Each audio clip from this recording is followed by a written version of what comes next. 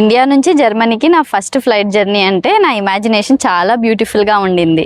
ఎయిర్పోర్ట్లో slow motion walk, చేతిలో passport and window సీట్లో క్లౌడ్స్. కానీ రియల్ లైఫ్లో మా జర్నీ అలా స్మూత్గా జరగలేదు. ఫ్లైట్ క్యాన్సిల్ అయ్యింది, కస్టమర్ సపోర్ట్ దొరకలేదు, వార్ టెన్షన్ ఉండింది. ఇస్తాన్బుల్లో లాస్ట్ మినిట్లో ఒక పెద్ద ట్విస్ట్ కూడా ఉండింది. బెర్లిన్కి వెళ్లాల్సిన మేము హాంబుర్గ్లో దిగాము. అక్కడ నుంచి ట్రైన్, చలి, వెయిటింగ్, క్యాబ్ బిల్ ఇవన్నీ కలిపి మా ఫస్ట్ జర్మనీ ట్రిప్ని అడ్వెంచర్ మూవీలా మార్చేశాయి. Hi friends, welcome back to మన జర్మనీ డైరీస్. ఈరోజు నేను ఈ వీడియోలో మా ఇండియా నుంచి జర్మనీ ఫస్ట్ ఫ్లైట్ జర్నీ ఎలా ఉందో చెప్తాను. ఇది నార్మల్ ట్రావెల్ బ్లాగ్ కాదు. ఇది కొంచెం టెన్షన్, కొంచెం ఎమోషన్, కొంచెం కామెడీ కలిసిన రియల్ స్టోరీ. మా ఒరిజినల్ ఫ్లైట్ మార్చి 7th ఉండింది. జర్మనీకి ఫస్ట్ టైం ట్రావెల్ కాబట్టి హౌస్ లో చాలా ఎక్సైట్మెంట్ గా ఉండింది. బ్యాగ్స్ ప్యాక్ చేసాం, డాక్యుమెంట్స్ అరేంజ్ చేసాం. మైండ్ లో ఆల్రెడీ జర్మనీ లైఫ్ స్టార్ట్ అయిపోయింది. ఎయిర్పోర్ట్ లో ఎలా వీడియో తీయాలి, ఫ్లైట్ లో విండో సీట్స్ నుంచి క్లౌడ్స్ ఎలా క్యాప్చర్ చేయాలి, జర్మనీలో ఫస్ట్ డే ఎలా ఉంటుంది అనేసి చిన్న చిన్న డ్రీమ్స్ తో ఉన్నాను. అప్పుడే ఒక మెసేజ్ వచ్చింది, ఫ్లైట్ క్యాన్సల్డ్ అని. ఆ మెసేజ్ చూడగానే మా ఎక్సైట్మెంట్ సడన్ గా సైలెంట్ అయిపోయింది. ఫస్ట్ రియాక్షన్ ఏంటి అంటే, క్యాన్సల్డ్ ఆ ఫ్లైటా లేదా జర్మనీ ప్లానా? అప్పటికే ఇరాన్ వార్ టెన్షన్ న్యూస్ లో ఉండింది. ఫ్లైట్స్ క్యాన్సిల్ అవుతున్నాయి అని వినడం వల్ల నార్మల్ క్యాన్సిలేషన్ కన్నా ఎక్కువ భయం వచ్చింది. ఫ్యామిలీ వాట్సాప్ గ్రూప్ లో కూడా సపరేట్ డిస్కషనే స్టార్ట్ అయింది. ఒకరు న్యూస్ పంపించారు, ఒకరు ట్రావెల్ సేఫా అని అడిగారు, ఇంకొకరు కొంచెం వెయిట్ చేయండి అన్నారు, మరొకరు దేవుడి మీద భారం వేయండి అన్నారు. అప్పుడు మా మైండ్ లో ఒక్కటే క్వశ్చన్ ఉండింది, నెక్స్ట్ ఫ్లైట్ ఎప్పుడు? జర్మనీ జర్నీ స్టార్ట్ అవ్వక ముందే ఫస్ట్ ట్విస్ట్ వచ్చింది. ఫ్లైట్ క్యాన్సిల్ అయ్యాక నెక్స్ట్ ఫ్లైట్ కన్ఫర్మ్ చేయాలి అనేసి కస్టమర్ సపోర్ట్ కి కాల్ చేయడం స్టార్ట్ చేశాను. ఖతార్ ఎయిర్వేస్ కస్టమర్ సపోర్ట్ కి కాల్ చేస్తే ఫస్ట్ లో హోప్ ఉండేది, కాల్ పిక్ చేస్తారు, సొల్యూషన్ దొరుకుతుంది అని. కానీ ప్రతి కాల్ లో same story. First waiting music, తర్వాత 30 minutes కాల్ హోల్డ్ లో అండ్ దెన్ కాల్ కట్. మళ్ళీ కాల్, మళ్ళీ సేమ్ మ్యూజిక్, మళ్ళీ వెయిటింగ్, మళ్ళీ కాల్ కట్. ఆటోమేటెడ్ వాయిస్ లో your call is important to us అని వినిపించేది. నేను అనుకునేదాన్ని, ఇంపార్టెంట్ అయితే కాల్ పిక్ చేయరా బాబు అని. ఒక రోజు కాదు, 2 రోజులు కాదు, ఇలా చాలా డేస్ కాల్ చేశాం. Morning, afternoon, evening, night customer support call daily routine అయిపోయింది. జర్మనీకి వెళ్ళాక జర్మన్ లాంగ్వేజ్ నేర్చుకోవాలి అనుకున్నా, కానీ జర్మనీకి వెళ్ళక ముందే ఎయిర్లైన్ హోల్డ్ మ్యూజిక్ మెమరైజ్ అయిపోయింది. ఆ ఫేజ్ లో చాలా హెల్ప్లెస్ గా ఫీల్ అయ్యాము. టికెట్స్ ఉన్నాయి, లగేజ్ రెడీగా ఉంది, జర్మనీకి వెళ్ళాలి అనే హోప్ కూడా ఉంది, కానీ నెక్స్ట్ ఫ్లైట్ క్లారిటీ మాత్రం లేదు. ఇలా రోజు ట్రై చేస్తుంటే ఫైనల్లీ మార్చి 13th రోజు మా కాల్ కనెక్ట్ అయింది. కస్టమర్ కేర్ ఏజెంట్ హలో అన్నారు. ఆ హలో వినగానే మాకు హాఫ్ ప్రాబ్లం సాల్వ్ అయినట్టు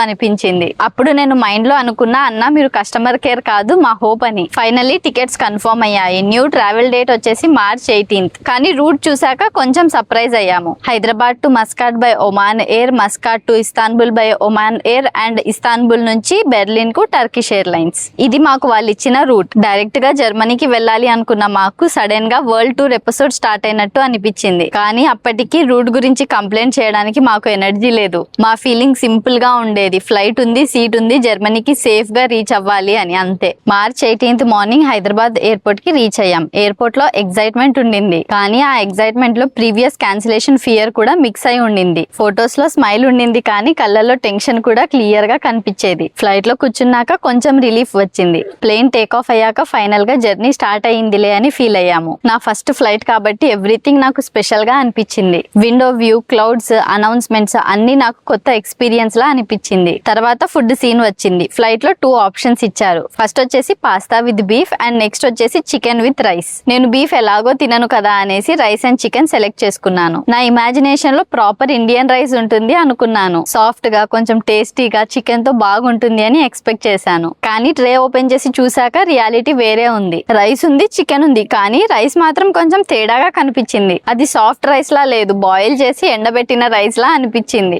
నములుతుంటే క్రంచీ సౌండ్ వచ్చింది. ఇది రైసా లేదా ఫ్లైట్ లో పాపడ్ సబ్స్టిట్యూటా అనుకున్నాను. ఇంట్లో previous day left over rice fridge లో పెట్టి నెక్స్ట్ డే సర్వ్ చేసుకుంటే ఎలా ఉంటుందో అలా ఉంది. అప్పుడే నా ఫస్ట్ ఇంటర్నేషనల్ ట్రావెల్ లెసన్ నేర్చుకున్నా. ఫ్లైట్ లో రైస్ అని వింటే ఇండియన్ రైస్ ని ఇమాజినేషన్ లో పెట్టుకోకూడదు. Hyderabad to Muscat journey flight లో ఓవరాల్ ఓకేగా జరిగింది. మస్కాట్ కి ల్యాండ్ అయ్యాక ఫస్ట్ స్టెప్ కంప్లీట్ అయింది అనేసి రిలాక్స్ అయ్యాను. మస్కాట్ నుంచి ఇస్తాన్బుల్ ఫ్లైట్ మధ్యాహ్నం ఉండింది. ఫస్ట్ ఫ్లైట్ లో ఫుడ్ షాక్ ఇచ్చాక నెక్స్ట్ ఫ్లైట్ లో నార్మల్ ఫుడ్ కూడా లగ్జరీగా అనిపించింది. Muscat Muscat to Istanbul journey mostly smooth గా అయిపోయింది. ఇస్తాన్బుల్ లో ల్యాండ్ అయ్యాక మా మూడ్ కొంచెం బెటర్ అయ్యింది, ఎందుకంటే నెక్స్ట్ ఫ్లైట్ బెర్లిన్, అది లాస్ట్ ఫ్లైట్ అని అనుకున్నాం. కానీ మా స్టోరీలో రియల్ ట్విస్ట్ అక్కడే వెయిట్ చేసింది. ఇస్తాన్బుల్ లో బెర్లిన్ ఫ్లైట్ కోసం వెయిట్ చేస్తున్నాం. అప్పుడే ఒక ఇన్ఫర్మేషన్ వచ్చింది, బెర్లిన్ ఫ్లైట్ క్యాన్సిల్ అని. అది విన్నాక మాకు నవ్వాలో ఏడ్చాలో అర్థం కాలేదు. నేను అనుకున్నా మళ్ళీ క్యాన్సిల్, ఇది ఫ్లైట్ జర్నీయా లేకుంటే క్యాన్సిలేషన్ ప్యాకేజా అని. కానీ ఇక్కడ ఇంట్రెస్టింగ్ థింగ్ ఏంటి అంటే ఈసారి క్యాన్సిలేషన్ కి రీజన్ వార్ కాదు,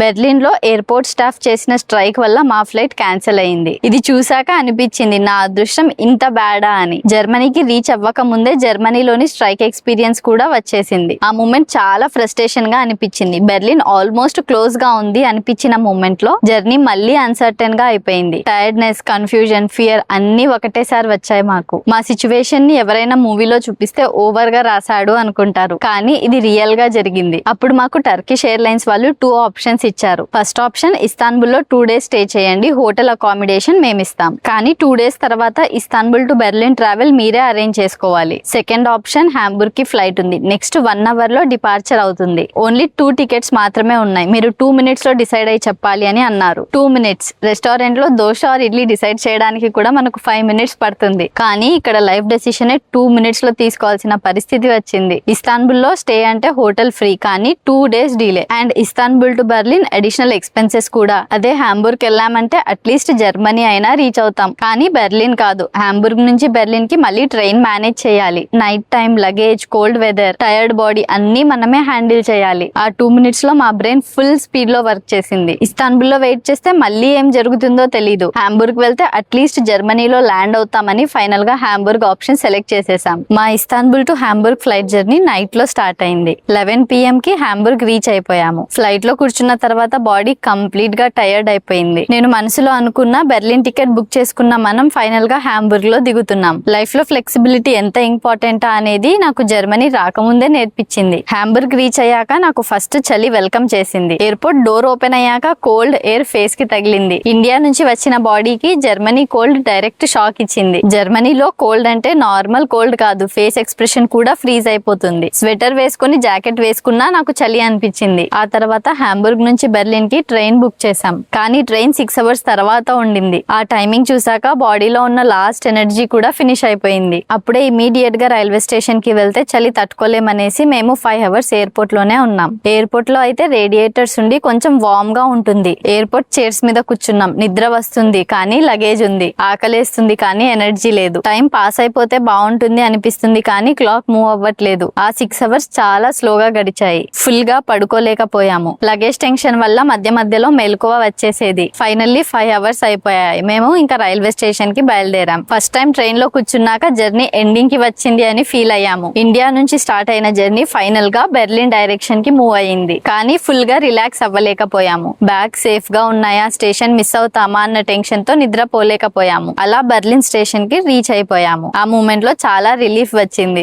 అమ్మయ్య, ఫైనల్ గా బెర్లిన్, ఇంకా ఇంటికి జస్ట్ 20 minutes అనుకున్నాం. కానీ ఇక మాకు లోకల్ ట్రైన్ ఆర్ బస్ ఎక్కే ఓపిక లేకపోయింది. సో మేము క్యాబ్ బుక్ చేసుకుని ఇంటికి చేరుకున్నాం. తర్వాత క్యాబ్ బిల్ చూస్తే 4000 rupees. ఆ బిల్లు చూసి నాకు జర్మనీ చలి కన్నా ఎక్కువ షాక్ అనిపించింది. నాకు అనిపించింది 20 minutes కి 4000 అని. ఇండియాలో అయితే ఈ అమౌంట్ కి airport pickup, dinner, tea, snacks అన్ని అయిపోతాయి. సో జర్మనీ చేరుకున్నాక కొత్త లెసన్ నేర్చుకున్నాను. ఇక్కడ చలి ఫ్రీ కానీ క్యాబ్స్ మాత్రం చాలా కాస్ట్లీ. మా హస్బెండ్ ఇది నార్మల్ అని చెప్పినా కూడా నాకు డైజెస్ట్ అవ్వలేదు. ఫైనల్లీ ఇంటి డోర్ ఓపెన్ చేసి లోపలికి వెళ్ళాం. బ్యాగ్ సైడ్ లో పెట్టేసి కామ్ గా కూర్చున్నాం. ఆ నిమిషం ఫుల్ జర్నీ మైండ్ లో రివైండ్ అయింది. ఆ టైంలో మాకు చాలా టెన్షన్ ఉండింది, కానీ ఇప్పుడు ఆలోచిస్తే అదే జర్నీ ఫైనల్ గా మా లైఫ్ లో ఒక అన్ఫర్గెటబుల్ ఎక్స్పీరియన్స్ అయిపోయింది. స్మూత్ జర్నీ కాదు, పర్ఫెక్ట్ జర్నీ కాదు, బట్ అట్లీస్ట్ సేఫ్ జర్నీ. కొన్ని జర్నీస్ కంఫర్టబుల్ గా ఉండవు, కానీ తర్వాత చెప్పుకోవడానికి మంచి స్టోరీస్ అవుతాయి. మా India to Germany flight journey exact గా అలాంటి స్టోరీయే. మీ లైఫ్ లో కూడా ఇలాంటి అడ్వెంచరస్ జర్నీ ఉంటే కామెంట్స్ లో చెప్పండి. ఈ వీడియో మీకు నచ్చినట్టయితే లైక్, షేర్ అండ్ సబ్స్క్రైబ్ చేసుకోండి. See you in the next video. Bye bye.